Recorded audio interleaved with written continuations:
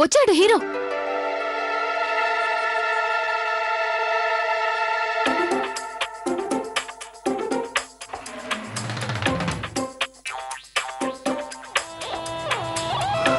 ఈ టైంలో జోకులు వద్దు. రా కార్తీక్. జోక్ కాదు సార్, నిజంగానే అన్నాను.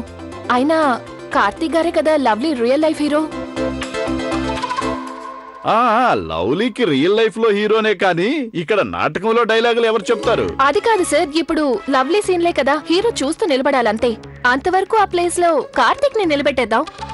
దానివల్ల లవ్లీ పర్ఫార్మెన్స్ కూడా అదిరిపోయే ఛాన్స్ ఉంది కదా. అలా జరిగే ఛాన్సే లేదు. అది సార్ ట్రై చేద్దాం. వద్దు.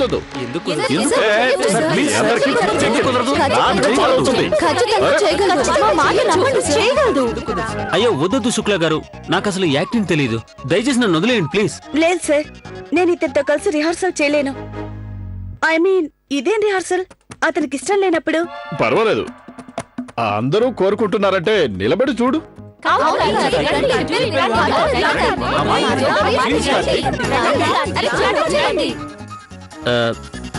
శుక్లా గారు అందరూ ఇంతగా చెప్తున్నారు కాబట్టి నేను కూడా ట్రై చేస్తాను.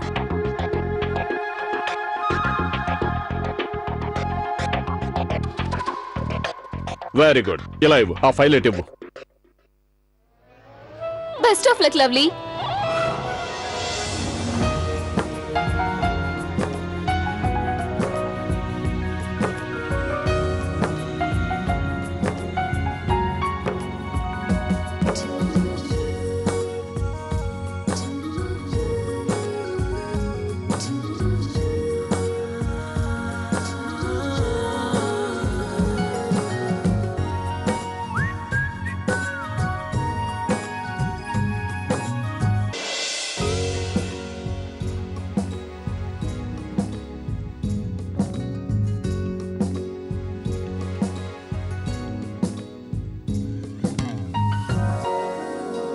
యువరాజా, మీరు నన్ను క్షమించండి.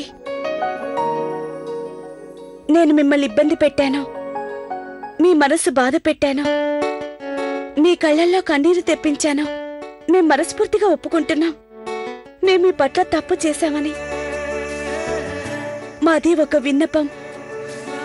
మేం చేసిన తప్పుని పెద్ద మనసుతో క్షమించండి. ఎందుకంటే మేం చేసిన తప్పు వల్ల మీరు దూరం అయితే మేం ప్రాణాలతో బతకలేం. మమ్మల్ని క్షమించండి.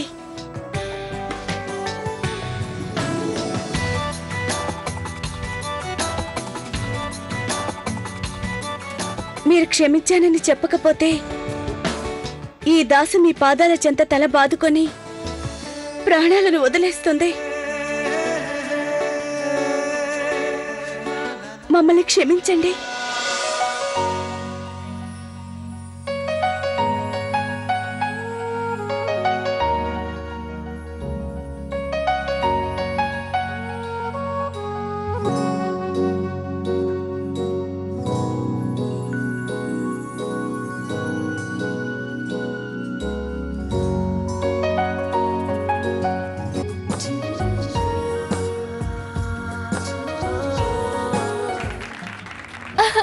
వావ్, మీ ఇద్దరి మధ్య ఎంత కెమిస్ట్రీ ఉంది. వారేవా.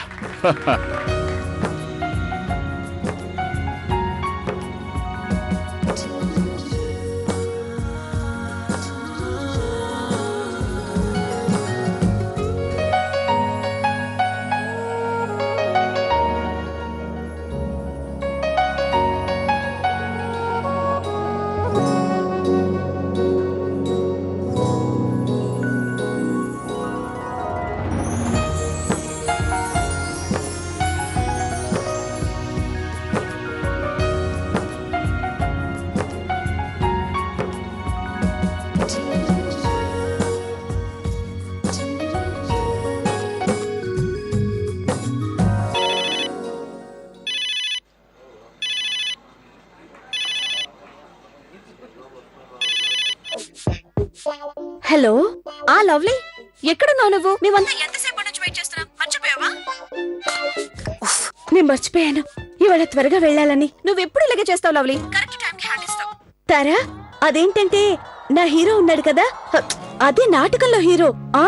అతని కాలుకి ఫ్రాక్చర్ అయింది.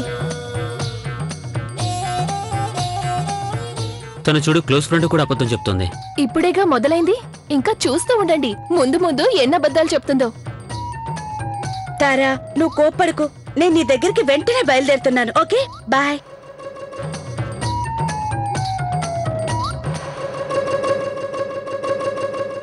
సార్, నాకు ఒక అర్జెంట్ పనుంది, వెళ్ళక తప్పదు. Bye everybody. Lovely, bye. అరే ఏంటిది, మీరు తనతో వెళ్ళరా? లేదు, యాక్చువల్గా ఏంటంటే నాకు కొంచెం అర్జెంట్ వర్క్ ఉంది, అందుగురించి తనతో వెళ్ళట్లేదు. బాయ్. కానీ నేను తనని బయట వరకు పంపించి వెళ్ళొచ్చు కదా. Right, bye everyone. బాయ్. ఈ డ్రైవర్ ఎక్కడికి వెళ్ళాడు? హలో, ఎక్కడున్నావు? కార్ తీసుకురా.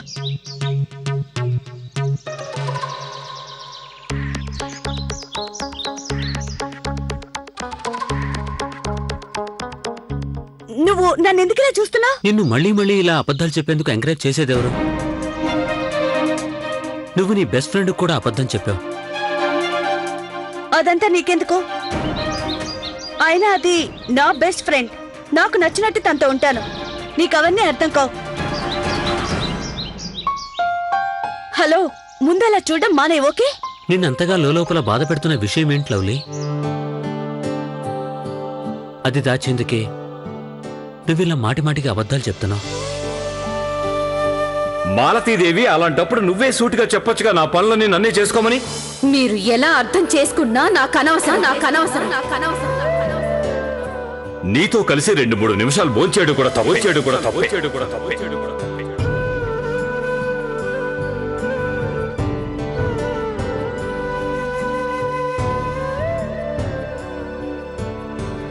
అలాంటిదేం లేదు. నువ్వు అనుకుంటున్నావే అవన్నీ నీ బుర్రలో అనవసరంగా పుట్టిన కల్పనలు. ఇంకో విషయం, నన్ను బాధ పెట్టేంత విషయాలు ఏమీ లేవు. నేను చాలా ఆనందంగా ఉన్నాను.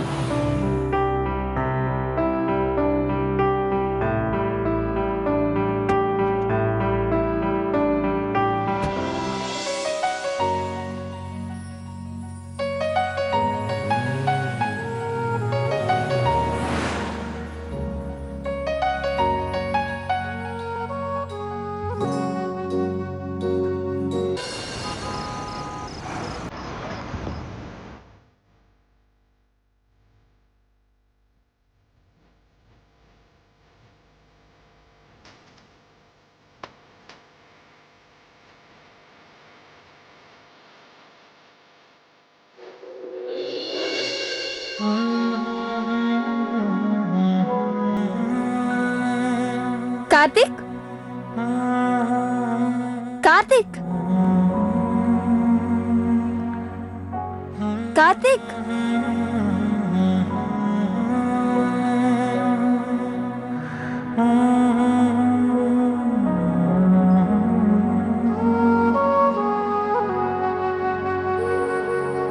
నిన్నంతగా లోపల బాధ పెడుతున్న విషయం ఏంటి లవ్లీ? అది దాచేందుకే నువ్విలా మాటి మాటికి అబద్ధాలు చెప్తున్నావు.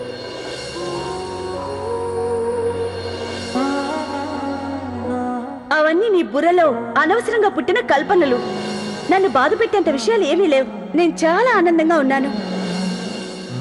ఏదో ఒక రహస్యం ఉంది, ఏదో ఒక బాధ ఉంది. దాన్ని గుండెల్లో దాచుకునే లావణ్య ఇలా నవ్వుతూ నటిస్తూ తిరుగుతూ ఉంది. గౌరీ అక్క, మిన్నీ అక్క, కార్తిక్ నార్మల్ గానే ఉన్నాడా? ఏమైంది? He so last. నేను 2 సార్లు తనని పిలిచాను, ఏ మాత్రం ఉలకడు పలకడు. ఏదో ప్రాబ్లం ఉంది.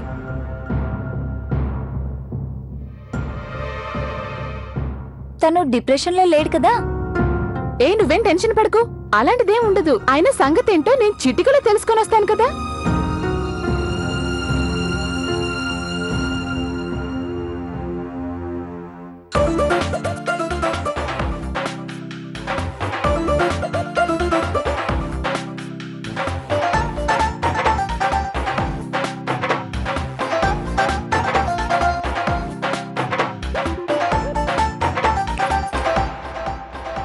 అరే మీనాక్షి వదిన మీరెప్పుడొచ్చారు?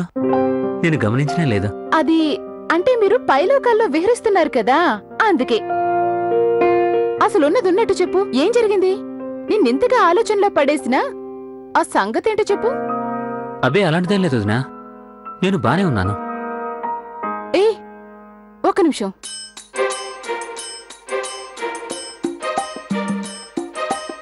కొంపదీసి నీ మనసు లవ్లీ మీదకి మళ్ళలేదు కదా?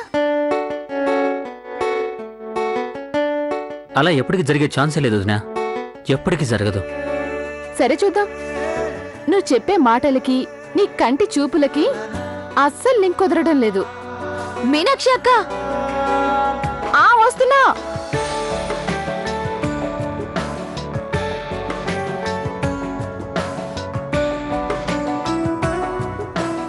ఏది ఏమైనప్పటికీ మీనాక్షి వదిన చెప్పింది నిజం కాకూడదు. నేను అసలు లావణ్యని ఎలా ప్రేమిస్తాను? తను నా ప్రేమకు తగింది కాదు, నా కుటుంబానికి తగింది కాదు. ఇంకా వీటన్నిటికంటే అమ్మకి అబద్ధాల కూరంటే చాలా ద్వేషం. ఆ పిల్ల చేసిన పనిని తేలిగ్గా మర్చిపోను. అది కోడలిగా వెళ్ళిన ఇంటిని నిప్పుతో తగలబెట్టేస్తుంది. అమ్మ తననెప్పటికీ ఈ ఇంటి ఐదవ కోడలిగా రావడానికి ఒప్పుకునే ప్రసక్తే లేదు. నేను తన గురించి ఆలోచించడం మానేయాలి.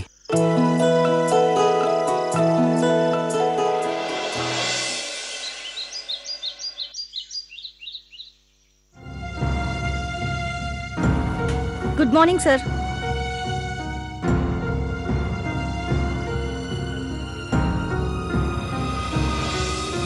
ఎందుకంటే మేం చేసిన తప్పు వల్ల మీరు దూరం అయితే మేం ప్రాణాలతో బతకలేం.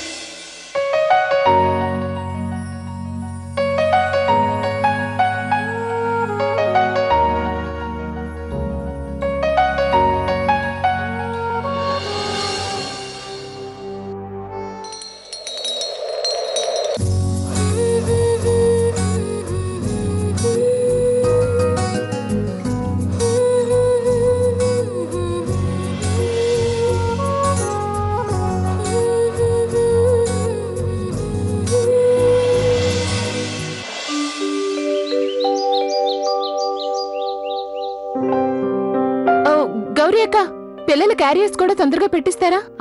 వెంటనే పెట్టిస్తాను. హలో హలో మరిది గారు, ఏమైంది మీకు? టిఫిన్ మీకు తినాలనిపించడం లేదా? ఎందుకలా అంటున్నారు? ఎందుకంటే ఈ రోజు ఉదయాన్నే ప్రియ ఇంటర్వ్యూకి వెళ్ళింది కదా, అందుకని. వదినా మీరు మరీ. కిట్టు త్వరగా తిను, ఇద్దరు డీలర్స్ వస్తున్నారు, వాళ్ళతో మాట్లాడాలి. అలాగే అన్నయ్య, అయిపోయింది.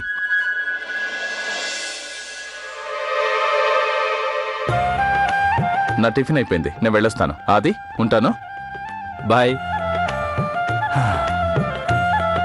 వెళ్ళొస్తాను సిమ్రన్, బాయ్ బాయ్ బాయ్.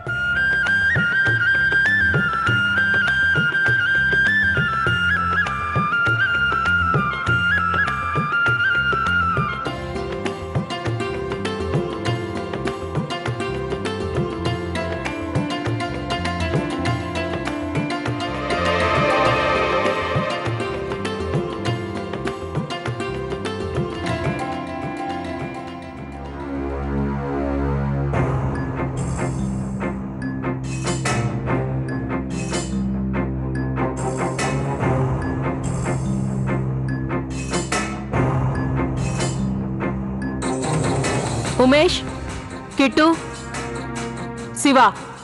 ఏంటమ్మా? ఆది,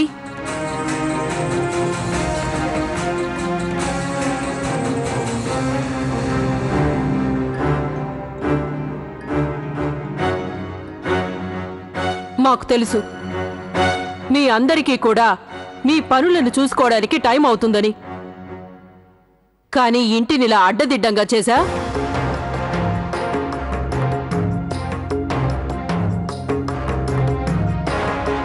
నేను మీకు చిన్నప్పటి నుంచి ఒకటే నేర్పించాను, మీ పనులు మీరే ఎప్పుడూ స్వయంగా చేసుకునేలా. ఇప్పుడు మీ పనులన్నీ చెయ్యడానికి మీ భార్యలున్నారని వదిలేసి బద్దకించడానికి ప్రయత్నించకండి. మీ పనులు మీరే చేసుకోండి.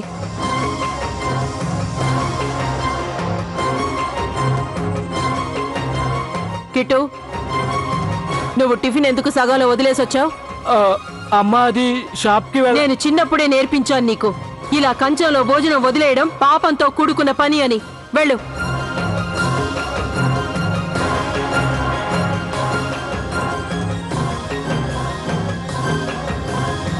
శివాజీ, చెప్పండమ్మా. నువ్వు ఈ పాలిష్ బ్రష్ ఎక్కడి నుండి తీసావు? అమ్మా అది వెళ్ళు, వెళ్ళు, అక్కడే పెట్టిరా. అలాగే.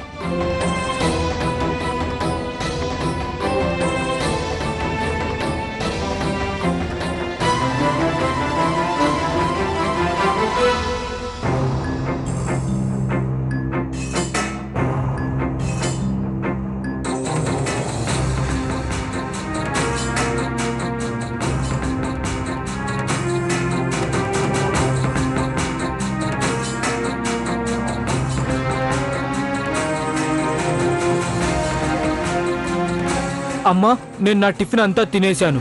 నేను చూశాను. మీరు అనుకుంటున్నారు కదా నేను ఎప్పుడూ మిమ్మల్ని కోపడుతూ ఉంటానని, తప్పు పడుతూ ఉంటానని. కానీ నాకు తెలుసు, ఏదో ఒకరోజు మీరు అర్థం చేసుకుంటారని, జీవితంలో క్రమశిక్షణ ఎంత ముఖ్యమో అని. అర్థమైందమ్మా.